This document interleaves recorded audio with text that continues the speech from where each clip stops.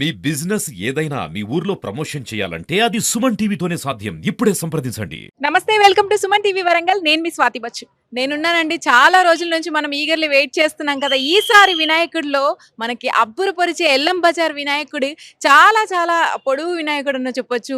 చాలా అతి భారీ వినాయకుడు అని చెప్పొచ్చు. మనకి హైదరాబాద్ తర్వాత కూడా ఇక్కడ అంత పెద్ద విగ్రహాన్ని ఏర్పాటు చేయడము ఇక్కడ వాళ్ళకే సొంతం అని చెప్పాలి. ఎల్లం బజార్ టీంకే. ఒక్కసారి మీరు వినాయకుడిని చూడండి. ఈసారి మరో 5 అడుగులు పెరిగిపోయాడని చెప్పాలి. ఎంత చక్కగా ఉన్నారో అసలు ఆ శిల్ప కళ ఉట్టి పడుతుందని చెప్పాలి. ఇక్కడ సాక్షాత్తు గణపతి ఈ బొజ్జ గణపయ్య ఇక్కడ కూర్చున్నాడా అన్నట్టుగా అంత ప్రతిష్టాత్మకమైన గుర్తింపు పొందేలాగా ఈ వినాయకుడు అయితే ఇక్కడ ఉన్నాడండి. మనం ప్రతి సంవత్సరం కూడా లాస్ట్ ఇయర్ కూడా లైవ్ లో మనం చూపించడం జరిగింది. ఇక్కడ వినాయకుడిని నిమజ్జనం ఇక్కడే చేసేలాగా వాళ్ళు ఏర్పాటు చేయడం జరిగింది. పర్యావరణానికి ఎలాంటి హాని జరగకుండా ఇక్కడనే పాలతో అభిషేకం చేస్తూ నిమజ్జనాన్ని వీళ్ళు ఇక్కడ ఏర్పాటు చేయడం జరిగింది. అది గొప్ప విషయం అని చెప్పొచ్చు. వరంగల్లో మహానగరంలో మన కాకతీయులు పాలించిన నగరంలో గణపతి మహారాజుకి ఎంత ప్రఖ్యాతి ఉందో, గణపతి దేవుడికి ఎంత వాళ్ళు పూజిస్తారో ఇక్కడ మనము అలాగే చూడొచ్చు. అంత భారీ ఎత్తున వినాయకుడిని పెట్టి మరి వీళ్ళు పూజలు అందించడము చాలా చాలా గొప్పనైన విషయము. అలాగే హోమాలు కూడా జరిపిస్తూ ఉన్నారు. భక్తులు మాత్రం తాకిడి తట్టుకోలేకపోతున్నాం అని చెప్పేసి అయితే వాళ్ళు అంటున్నారు. ఒకసారి మాట్లాడదాము. సంజు గారు ఇక్కడ ఉన్నారు. నమస్తే అండి. భద్రకాళి శరణమ్మమ్మ. నమస్తే. మీకు సుమన్ టీవీ వరంగల్ కి స్వాగతం. సుమన్ టీవీ వారికి ప్రత్యేక ధన్యవాదాలు. మీ సపోర్ట్ ఎల్లవేళలా ఉండాలని కోరుకుంటున్నాము. గత సంవత్సరం 40 ఫీట్ల మట్టి గణపతిని నిర్మించాము. దాదాపు 5 లక్షల మంది దర్శించుకున్నారు. మేము ఎక్స్పెక్ట్ చేయలేదు. ఈ సంవత్సరం కూడా ఒక 5 అడుగులు పెంచి 45 ఫీట్ల భారీ వినాయకుడిని పెట్టాము. అంతేకాకుండా ఈ సంవత్సరం కుంభకోణం నుంచి వెళ్ళి ఒక 25 కిలోల పంచలోహ విగ్రహాన్ని తీసుకొచ్చి నిత్యం ప్రతిరోజు స్వామివారికి పంచామృతాలతోటి అభిషేకాలు, సాయంత్రము స్వామివారికి నవారతులు ఇచ్చి స్వామివారికి పూజలు చేస్తున్నాము. ఉదయం మొన్న గణపతి అంటే వినాయక చవితి రోజు గణపతి హోమం, నిన్న రుద్ర హోమం, ఇవాళ స్వామివారికి మన చండీ హోమం కూడా ఇవాళ చేశాము. రోజు ఒక హోమంతో ప్రతిరోజు ఇక్కడ వేద పండితులతోటి ఓన్లీ పర్యావరణాన్ని కాపాడాలి, హిందుత్వానికి మెసేజ్ లెక్క ఓన్లీ వినాయకుడు ముక్కోటి దేవతలలో ఫస్ట్ వినాయకునికి మనం పూజించాలి, వినాయకుని ప్రాముఖ్యత ఇవ్వాలని చెప్పి పూజలు కూడా అలా చేయాలనే ఒక సంకల్పంతో ప్రతి ఒక్కరికి ఇది మెసేజ్ లాగా పోవాలని చెప్పి వినాయక చవితి అంటే ఒక ఎంజాయ్మెంట్ కాదు, భక్తితో కూడుకున్న విధంగా ఉండాలి అనేది, మట్టి విగ్రహాలని పూజించాలి, పూజలు కూడా ఇది విధంగా చేయాలని చెప్పి కోరుకుంటున్నాము. అంతేకాకుండా ప్రతి సంవత్సరం అంటే మనకు చెరువులు కూడా సకాలంలో లేవు, వచ్చినా కూడా వాటర్ కలుషితంగా ఉన్నాయి. మనం ప్లాస్టర్ ఆఫ్ పారిస్ యూజ్ చేసి దానికి కల్తీ హాని చేస్తున్నాము. మట్టి విగ్రహాలనే పెట్టి పూజించాలనే ఒక సంకల్పంతో ఈ సంవత్సరం ఇక్కడే, లాస్ట్ ఇయర్ కూడా ఇక్కడే చేసాము. ఈ సంవత్సరం కూడా స్వామివారికి వేద పండితులతోటి ఖాళీ నిమజ్జనం చేసినామా అంటే నిమజ్జనం చేసినట్టు కాకుండా స్వామివారికి కరిగేదందుకు కూడా దాని మంత్రోత్సవం ఉంటుంది. దానికి కూడా ఇక్కడ వేద పండితులతోటి పంచామృతాలతోటి పసుపు కుంకుమలతోటి పెద్ద స్వామివారిని కూడా ఫైర్ ఇంజన్ సిబ్బందితోని పాలతోని స్వామివారికి అభిషేకం చేసి కరిగిస్తాము. అంతేకాకుండా కరిగిన మట్టి కూడా ప్రజలకు అంటే గౌరమ్మకు చేసుకునేందుకు బీరువాలో పెట్టుకునేందుకు కానీ, తులసి చెట్లలో పెట్టుకునేది కానీ, నవరాత్రులు పూజలు అందుకున్న ఈ గణపతికి మట్టి బంగారం లాంక ఉండాలని చెప్పి లాస్ట్ ఇయర్ దుర్గా గణపతిగా అమ్మవారి పేరు పెట్టి దుర్గా గణపతిగా పెట్టాము. ఈసారి విజయ గణపతిగా పెట్టాము. అందరికీ ఇప్పుడు ఈ సంవత్సరం మొత్తం విజయాలు కలగాలని భక్తులందరికీ బంగారు గణపతి లెక్క అందరు ఇప్పటికే 3వ రోజు ఇది బంగారు గణపతి, బంగారు వినాయకుడు అని అందరి నోట్లలో నాంతుంది. ఈ సంవత్సరం పొడుగుతా బంగారు వినాయకుడు, బంగారం దలుచుకునేలాగా వినాయకుడిని కూడా అలాగనే రూపుదిద్దాము. ఓకే అండి. మీరు ఎక్కడి నుంచి కార్మికులను పిలిపించడం జరిగింది? ఇది ఒరిస్సా నుంచి వెళ్ళి శిల్పిలను పిలిపించామండి. దాదాపు ఒక 15 మంది వచ్చారు. 25 రోజులు శ్రమించారు. శిల్పి జయదేవు కార్తీక్ ఆధ్వర్యంలో ఇది జరిగిందండి. అంతేకాకుండా దీన్ని మన కుంభమేళ నుంచి వెళ్ళి ఒక 500 కిలోల రాగడి మట్టి తెచ్చాము. మిగతాదంతా భద్రకాళి చెరువు నుంచి వెళ్ళి, ఇక్కడి నుంచి వెళ్ళి భద్రకాళి చెరువు రాగడి తీసుకొని స్వామివారిని రూపకల్పన చేశాము. ఇది ప్యూర్ మట్టిది అండి. దీనిలో ఏం ఐరన్ కానీ ప్లాస్టర్ ఆఫ్ ప్యారిస్ కానీ ఏమి యూజ్ చేయలేదు. రాగడి, ఇసుక, ఉనక, గడ్డి, ఎదురు బొంగులు, వాసాలతోటే ఇదంతా వినాయకుడు ఈ స్ట్రక్చర్ అంతా మేము కన్స్ట్రక్షన్ చేసామండి. లాస్ట్ ఇయర్ తో మీరు స్టార్ట్ చేయడం జరిగింది కదా అతి భారీ వినాయకుడిని. అప్పటి నుంచి కూడా మీరు ఎదుర్కొన్న సవాళ్ళు ఏంటి? ఈసారి మీరు తీసుకునే జాగ్రత్తలు ఏంటి? లాస్ట్ ఇయర్ మేము ఒక ప్రయత్నం చేశాము.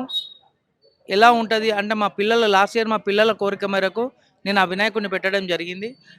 ఆ సంవత్సరం జస్ట్ ఒక 5-10 అంటే రోజు 5,000 మంది వస్తారు అనే ఒక ఉత్సాహంతో మేము ఉన్నాం. ఆ తాకిడికి దాదాపు నవరాత్రుల పేరు మీద దాదాపు ఒక 5,00,000 మంది స్వామివారిని దర్శించుకున్నారు. అదే ఉత్సాహం అందరూ అంటే ముసలి వాళ్ళు గానీ, ఎవరు గానీ మేము హైదరాబాద్ పోకుండా మంచిగా పెట్టినావు బిడ్డ, నువ్వు ఖైరతాబాద్ పోకుండా ఇక్కడ వరంగల్‌లో మా వినాయకుడిని చూసుకునేంత అది అని చెప్పి ప్రతి ఒక్కరు అంటే మాకు సంతోషం అనిపించింది. మా కుటుంబానికి సంతోషం అనిపించింది. ఈ సంవత్సరం కూడా పెట్టాలి అనే ఒక సంకల్పంతోని 45 అడుగుల విగ్రహాన్ని ఇక్కడ స్థాపించాము. ప్రతి ఒక్కరు సంతోషపడుతున్నారు. ప్రతి ఒక్కరు హైదరాబాద్ అనే పేరు తీయకుండా మా వరంగల్‌లో కూడా బడా గణేశుడు ఉన్నాడు అనే ఒక సంకల్పంతోటి వాళ్ళు చెప్తా అంటే చాలా సంతోషంగా ఉంది. అంతేకాకుండా చిన్న భక్తులకు కానీ వాళ్ళకి ఒక విజ్ఞప్తి, ఎల్లమ్మ బజార్ ఇరుకైన సందులు కాబట్టి కొద్దిగా ట్రాఫిక్ ఇబ్బంది ఉంటుంది కాబట్టి మేము అయినా ప్రైవేట్ సెక్యూరిటీగా ఒక 40 మందిని సెక్యూరిటీని ఏర్పాటు చేసుకున్నాం. మాకు ట్రాఫిక్ కానీ లాండ్ ఆర్డర్ కానీ పోలీసులు వాళ్ళు కూడా సహకరిస్తున్నారు. కొద్దిగా ట్రాఫిక్ ఇబ్బంది అవుతుంది కాబట్టి వెహికల్స్ దూర ప్రాంతం అంటే కొద్దిగా దూరంలో పెట్టి కాలినడకన వచ్చి స్వామివారిని దర్శించుకోవాలని కోరుచున్నాం. మీరు అంటే ఈ 2 సంవత్సరాల పేరు మీద మీరు పెట్టిన మాటకే గాని మీకొచ్చిన పేరైతే చెప్పనవసరం లేదు. ఎటువంటి మీరు ఆపేక్షించకుండా భక్తుల దగ్గర నుంచి మీరు సహకారాన్ని అందిస్తుంటూ అలాగే ఇంత భారీ వినాయకుడిని కూడా ముందుకు తీసుకొచ్చారు. మరి దీని వెనకాల ఒక కృషి అనేది అయితే ఉంటుంది కదా మీకు. ఎలా అనిపిస్తుంది అది దాటి వచ్చినప్పుడు? అంటే భగవంతుని సంకల్పం అండి. అంటే నా కోరిక ఏంది అంటే నిత్యం పూజలు చేయాలి. భగవంతుడి రూపంలోనే చూడాలి అని చెప్పి డొనేషన్స్ చేసుకొని అవి చేసుకొని అంటే ఒక యూనిట్‌గా చేయలేం. దానికి లెక్కలు అడుగుతారు. అది మనం చేస్తా అన్న ఇంట్రెస్ట్ కూడా పోతది. అందు గురించి ఇది అంటే సొంతంగా చేసుకొని మన ఇష్టార్థికంగా అంటే మనం ఎలా చేయాలి, పూజలు ఎలా చేయాలి, ఎలా నిర్మించుకోవాలనే సంకల్పంతోటి నేను కష్టపడుతున్నా. నా కుటుంబం కష్టపడి ఇదంతా చేస్తున్నాను. మీ పిల్లలు, మీ కుటుంబం గూడా సహకరించాలి ఖచ్చితంగా. ఎందుకంటే నిమజ్జనం వరకు గూడా మీరు మొత్తం గూడా ఇక్కడ ఉండి చూసుకోవడం జరుగుతది. ఆ నిమజ్జనం రోజు లైవ్‌లో నేను లాస్ట్ ఇయర్ గూడా చూసాను. ఎంతో మంది ఇక్కడ చుట్టుపక్కల గ్రామాల నుంచి కూడా వచ్చారు. మరి ఇప్పుడు నిమజ్జనం రోజు మీరు తీసుకునే ఏర్పాట్లేంటి? నిమజ్జనం రోజు ఇదే సెప్టెంబర్ 6వ తారీఖు ఉదయం 12 గంటలకు ఇదే ప్లేస్‌లో నిమజ్జనం జరుగుతుందండి. దాదాపు నిమజ్జనం రోజు దాదాపు ఒక 10 అంటే మనకి ఇక్కడ ప్లేస్ లేదు కాబట్టి నా అంచనా ప్రకారం 5-10,000 మంది వచ్చే అవకాశం ఉన్నది. దానికి గాను అన్ని ఏర్పాట్లు కూడా మేము చేసుకున్నాము. అంతేకాకుండా ఈ గణపతికి అంటే ఒక 2 నెలలు, 3 నెలలు నా బిజినెస్ గానీ, నా అన్ని వర్కులు కూడా వదిలిపెట్టుకొని స్వామివారికి కేటాయించి సంవత్సరంలో ఒక 3 నెలలు స్వామివారికే కేటాయించడం జరుగుతుంది. ధన్యవాదాలండి. ఇంత చక్కటి రూపకల్పననే కాకుండా మా లాంటి వాళ్ళకందరికీ కన్నుల పండుగగా చేశారు. మీ వల్లే అది సాధ్యం. Thank you so much. Thank you.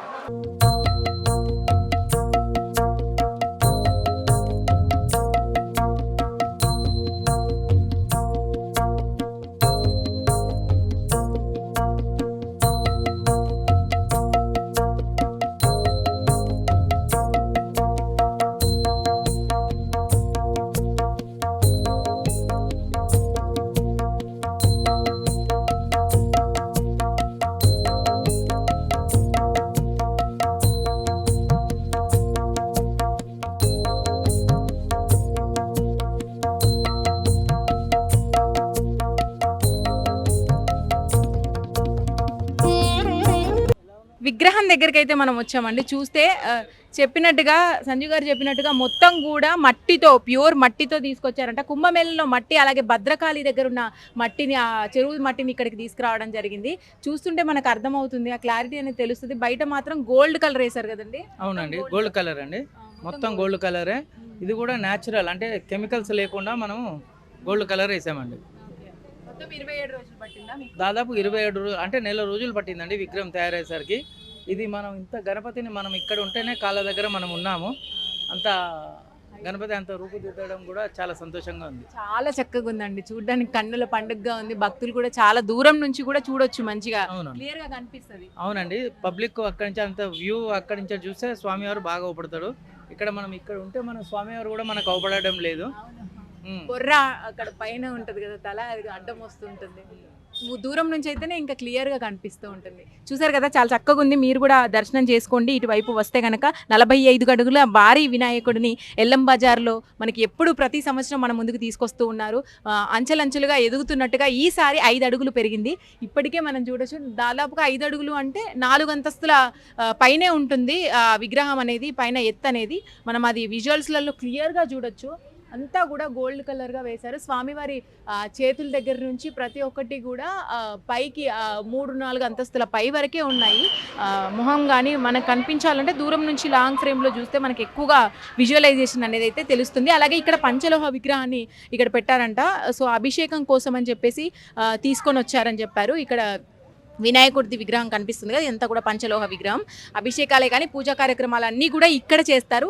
స్వామివారి విగ్రహం కింద అంత పైకి మనం ఎక్కలేం కాబట్టి ఇక్కడ చేస్తూ ఉంటారు. తప్పకుండా దర్శనం చేసుకోండి. సంవత్సరంలో ఒక్కసారి 9 రోజులే మనకి స్వామివారు కనిపిస్తారు. 9వ రోజున ఇక్కడ నిమజ్జనం జరిగిపోతుంది.